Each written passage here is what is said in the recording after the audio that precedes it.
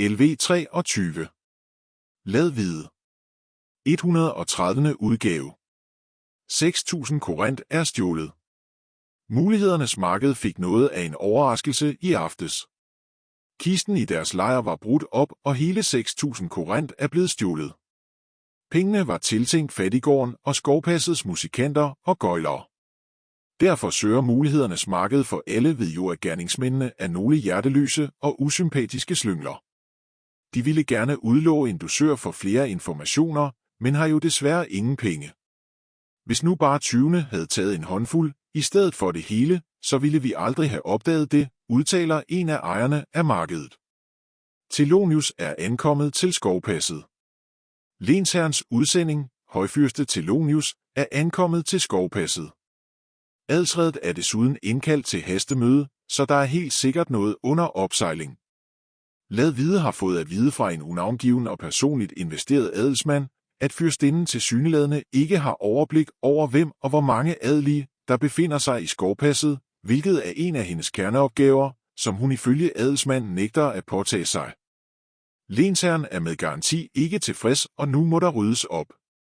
Pils intime kærlighedsrad.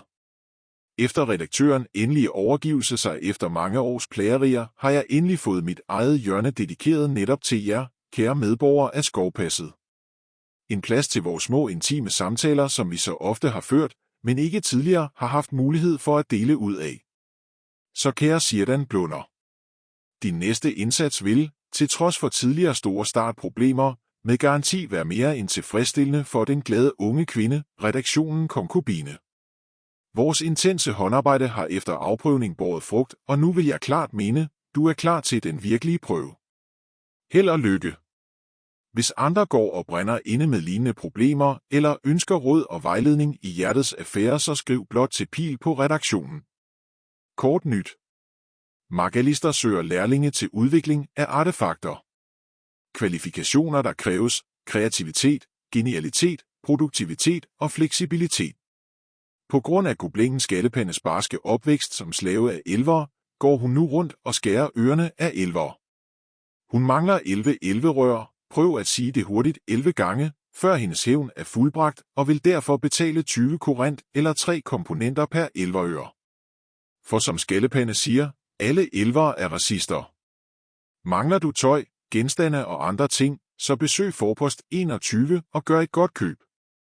Har du brug for hævn og søger du retfærdighed, så tag fat i tilbederne af guden Atar. Vi hjælper dig med at udføre din retfærdige hævn og kræver intet til gengæld. Familien Omerta har haft indbrud begået af tilbederne af Illyari, som har forsøgt at stjæle deres ærligt tjente indtægter.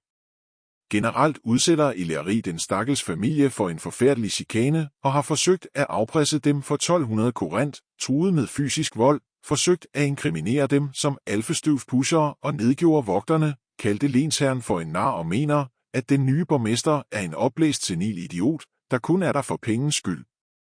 Vampyrerne har problemer med at skaffe bloddonationer og truer derfor med, at de selv vil skaffe det blod, de har brug for. Forpost 21's regnskabschef og sekretær Elvira er fint tilfreds med ikke at få løn, for som hun selv siger, hvis jeg vil have løn, så tager jeg jo bare kassen. Bønderne var godt i gang med en vigtig retssag, da adelsredet pludselig afbrød mødet på ubestemt tid. Adelen er ligeglad med bøndernes rettigheder og krav på retfærdighed. Borgerdommeren er rasende over adelens adfærd, Henrik og Charles von Frederik.